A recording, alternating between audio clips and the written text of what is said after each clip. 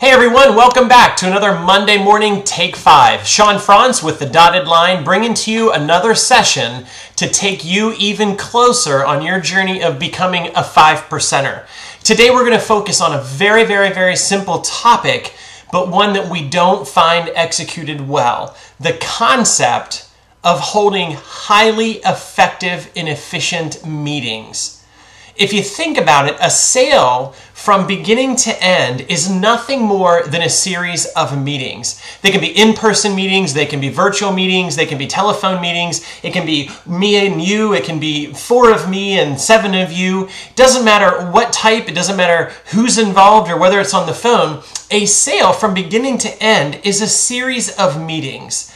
The more effective and the more efficient each and every one of those meetings could be, the shorter our pipeline would be. The shorter our pipeline would be, the smaller our cost of sales would be. The smaller our cost of sales, the higher our profit. And so when you think about holding effective meetings, it sounds so simple. It sounds so rudimentary in terms of sales effectiveness. But yet what we find time and time again is that meetings are held, and at the end of the meeting, it's a big so what? Or the customer wants us to go back and do this and bring it back to them. And there's an extenuation of the sales cycle versus the meeting ending with a definitive end in mind and an executed process as to the next step and where we're going. At 95.5 in the dotted line, we have over the years developed a tool called the call plan, a very simple tool. You have access to it here in this email. And instead of focusing on the whole thing, I just want to focus on one small piece of it this morning in our Take 5. And that's the simple concept of a clearly stated and well executed end in mind. If you think about it, if you don't have a clearly focused end in mind, then what's the purpose of the meeting? You know, it would be amazing if you went out today and just stopped 100 salespeople right in their tracks, right before they walked in the front door of the client's office and said, time out real quick. Hey, Jim, I know you're in a hurry to get into this meeting. Just real quick, that fast, can you tell me the end in mind for this meeting? What would people say? Some of them would say, what are you talking about? It's to get the sale. Well, you know, in our world, that's kind of funny because the end in mind of getting the sale only occurs one time in the entire sales cycle. And that's the very last meeting where you're literally asking the customer to sign on the statement of work.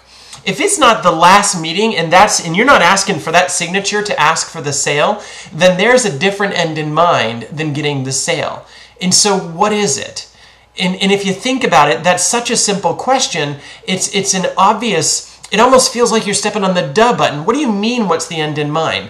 But time and time again, no matter where I am in the world, coaching salespeople, I don't care if it's 15 years of experience or brand new, when you pin them down and you start pounding on this concept of an end in mind and having one that is clearly focused, it is singular in nature, it is customer-centric, it is shared by all, it is preconditioned with the customer. It is appropriate to the deal phase and the cycle that you're in, that it's not too far advanced or too far into the beginning. There's about 10 or 15 different variables that you can put an end in mind in terms of filtering what is a good and highly effective end in mind and what is one that's not going to be so effective. I don't care if I'm working with someone that's got 15 years of experience. When we have them write it out and they begin to try to literally write it out word for word, it is a process. The good news is it's one of those things that with time and practice, just like anything else, with time and practice, you get that good. So that all of a sudden you hear it in your mind, you go, you know, what about this? If you hear the word I or we inside of an end in mind, that's not a very good end in mind because it's not about me, it's about the customer. And so the challenge for the week, let's get down to it. What do you have to do to become a 5%er and be the best in the world?